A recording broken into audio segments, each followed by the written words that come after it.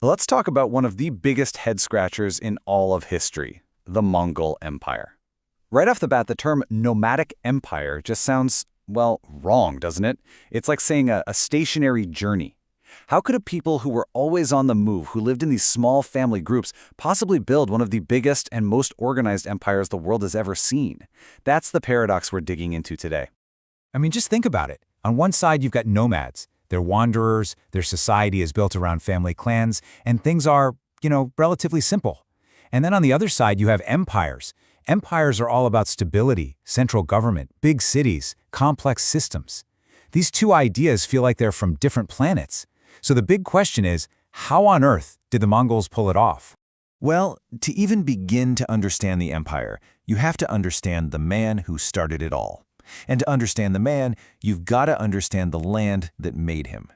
We have to go back to the vast, unforgiving steppes of 12th century Central Asia. Look at this landscape. It is absolutely beautiful. But don't let that fool you. Life here was brutal. It was a non-stop fight for survival, for scarce resources. You weren't just battling the freezing winters and scorching summers, you were constantly battling rival tribes. This place, this unforgiving world of conflict and betrayal, it bred a special kind of people, incredibly tough, incredibly resilient. And out of this brutal world comes a boy named Temujin. I mean, talk about a rough start in life. His dad is murdered, his own clan abandons his family, leaving them to die, his wife gets kidnapped, and he himself is captured and thrown into slavery. But here's the thing, every single betrayal, every hardship, it just seemed to make him stronger, smarter. He clawed his way back, forming alliances, crushing his enemies, until finally, in 1206, he does the impossible. He unites all the warring Mongol tribes under one banner and is proclaimed Genghis Khan, the universal ruler. So what happens when you take all these newly united, incredibly tough people and point them outward? Well, you get a storm of conquest that literally reshaped the world map. This is the image of the Mongols that we all know, right? The unstoppable horde. And the result of that unification was, frankly, mind-boggling. Just look at this map.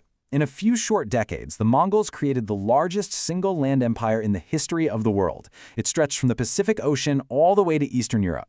The speed and the sheer scale of it all were just unlike anything anyone had ever seen. It makes the Roman Empire look kind of small by comparison. So what was their secret? It wasn't just numbers or brute force. These guys were masters of a new kind of warfare. They were probably the greatest horsemen and archers in history, able to fire with deadly accuracy from a galloping horse. And get this, they could campaign in the middle of winter, using frozen rivers as superhighways to pop up where no one expected them. They were also brilliant learners, picking up advanced siege engineering from the people they conquered. And maybe most importantly, terror wasn't just random cruelty. Oh no, it was a calculated weapon. It was psychological warfare designed to make the next cities surrender without a fight. And when cities did resist, the price was devastating. Just look at that number, 1.6 million. That's the estimated number of people killed in a single city, Herat, in 1222. It's a number so large, it's almost impossible to wrap your head around the sheer human cost. This quote, from a historian who actually lived through it, just sends a chill down your spine. It captures the terrifying, systematic efficiency of it all. It wasn't chaos, it was a process. And that last part, and they departed. It's just so cold, so final. Okay, so this brings us right back to our big paradox. Conquering settled civilizations is one thing, but destroying cities and actually ruling a vast empire, those are two completely different skill sets. So how did they make that incredible leap?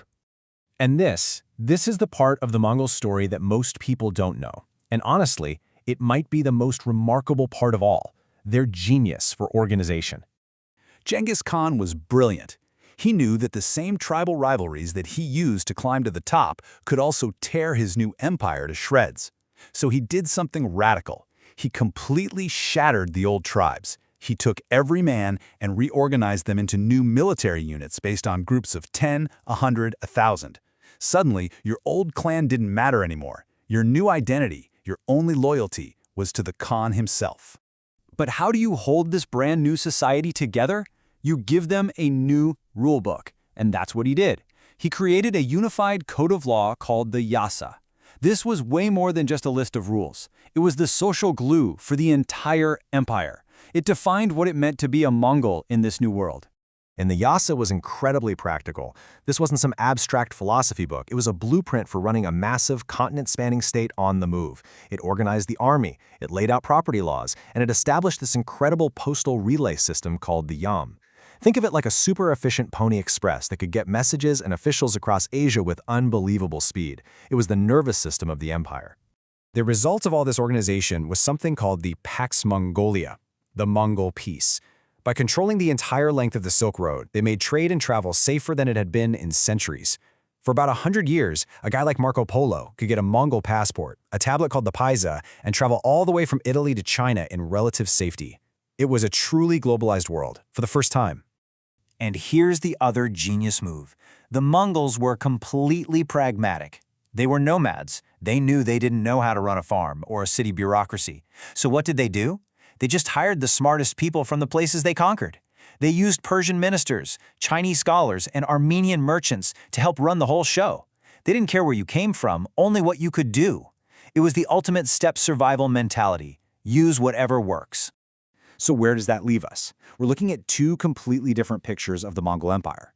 One is a story of brutal, unimaginable destruction. The other is a story of connection, trade, and surprising sophistication. How do you square those two things?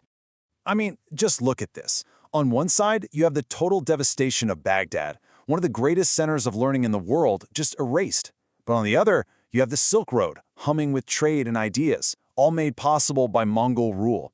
The crazy thing is, both of these pictures are 100% true. Both are the legacy of the Mongols. And that same exact split applies to Genghis Khan himself. If you were Persian or Russian, he was the destroyer, a monster responsible for the deaths of millions. But if you're a Mongol, he is the great unifier. He's the founder of your nation, the man who gave you a name and a law. He's still revered as the father of Mongolia today. So which is it? Conqueror or unifier? Destroyer or visionary? The debate is still raging, and the real answer is probably that they were all of those things at once. History is messy. It's rarely simple. The Mongol legacy is built on these huge, violent contradictions, and that, right there, is what makes their stories so absolutely fascinating.